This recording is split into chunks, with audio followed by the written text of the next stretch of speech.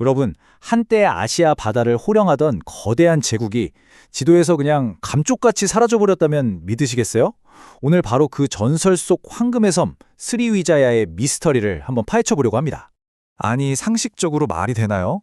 어떻게 초강대국이 하루아침에 정말 흔적도 없이 사라질 수가 있었을까요? 이게 바로 오늘 우리가 풀어나갈 핵심 미스터리입니다.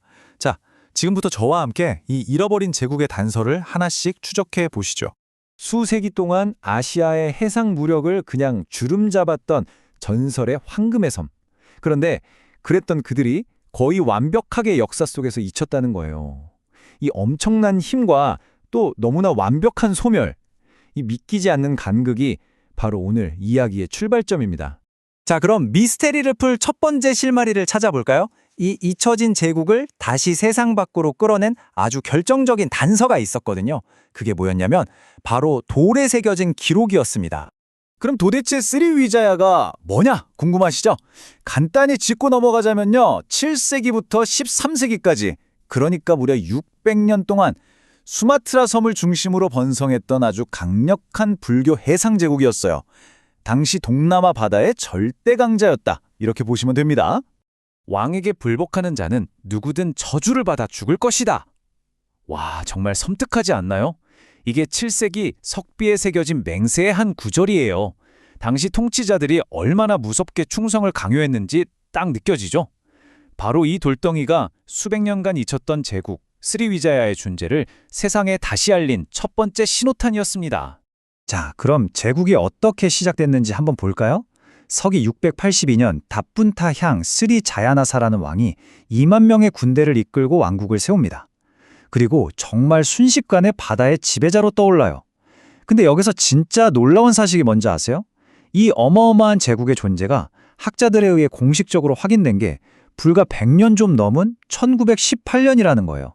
정말 최근이죠. 아니 그럼 대체 스리위자야는 어떻게 그렇게 엄청난 부와 권력을 손에 넣을 수 있었을까요? 자, 이제부터 이 거대한 제국을 움직였던 핵심 동력, 그들의 기가 막힌 경제 전략 속으로 한번 들어가 보겠습니다. 스리위자야의 지배 모델은요, 진짜 천재적이었어요. 한번 보세요. 첫째, 당시 무역의 핵심 길목인 물라카 해협을 딱 장악합니다. 둘째, 바다의 민족이라고 불리는 오랑라우트랑 동맹을 맺고 해적들을 싹 쓸어버려요. 그럼 어떻게 되겠어요? 상인들은 안전하게 다닐 수 있게 되죠. 그리고 마지막으로 스리위자야는 이 안전을 제공하는 대가로 막대한 통행세를 챙긴 겁니다. 이거 완전 완벽한 비즈니스 모델 아닌가요? 그러니까 스리위자야의 항구는 말 그대로 전 세계의 보물이 모이는 창고였던 셈이죠. 신의 나무라고 불리던 아주 귀한 침향부터 시작해서 번쩍이는 금은보화, 이국적인 향신료들, 그리고 저 멀리 중국에서 건너온 고급 도자기까지 온갖 귀한 것들이 다 이곳으로 쏟아져 들어왔던 겁니다. 이들의 부가 어느 정도였냐면 진짜 기가 막힌 기록이 하나 있어요. 10세기의 한 지리학자가 남긴 기록인데요. 글쎄, 스리위자야의 왕이 매일 아침마다 호수에다가 순금벽돌을 하나씩 던졌다는 거예요. 왜냐고요? 자신의 엄청난 부를 과시하려고요. 와, 정말 상상도 안 가는 스케일이죠. 하지만 여러분, 영원한 영광이라는 건 없겠죠. 이제 이야기의 분위기가 조금씩 바뀝니다. 그 누구도 막을 수 없을 것 같았던 무적의 제국 스리위자야를 흔들기 시작한 그 거센 변화의 바람을 한번 따라가 보시죠. 제국의 균열은요, 한 군데가 아니라 여러 곳에서 동시에 터져나오기 시작했어요. 먼저 중국의 송나라가 강력한 해군을 만들어서 스리위자야의 독점 체제에 도전장을 내밉니다. 여기에 오랜 라이벌이었던 자바 왕국과의 갈등도 점점 심해졌고요. 그리고 서기 1025년 결정타가 날아옵니다. 바로 인도의 촐라 왕국이 예고도 없이 기습 공격을 해온 거죠.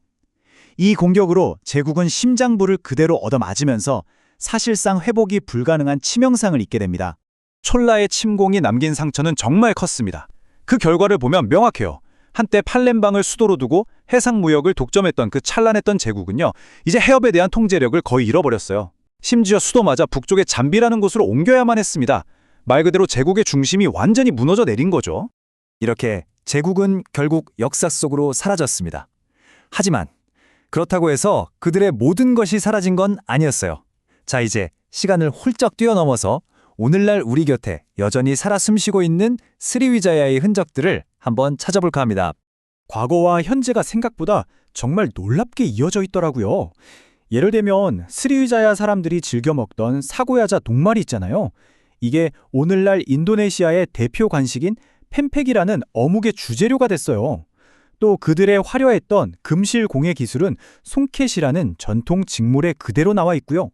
심지어 왕실의 이야기는 아름다운 전통 춤이 되어서 지금도 공연되고 있답니다. 정말 신기하죠? 어쩌면 이게 바로 스리위자야가 우리에게 남긴 가장 큰 메시지가 아닐까 싶어요. 제국이라는 거창한 이름은 사라졌을지 몰라도 그들의 정신, 그들의 문화는 음식과 예술, 그리고 사람들의 일상 속에 깊숙이 스며들어서 여전히 우리 곁에서 생생하게 숨쉬고 있다는 건 말이죠. 결국 스리위자야의 이야기는 여기서 끝이 아니라 우리에게 새로운 질문을 던지는 시작점인 셈입니다. 지금 우리가 발딛고 서 있는 바로 이 땅 밑에는 또 어떤 잊혀진 역사들이 숨쉬면서 우리에게 발견되기를 기다리고 있을까요? 우리가 과거에 대한 호기심을 멈추지 말아야 할 이유가 바로 여기에 있는 것 같습니다.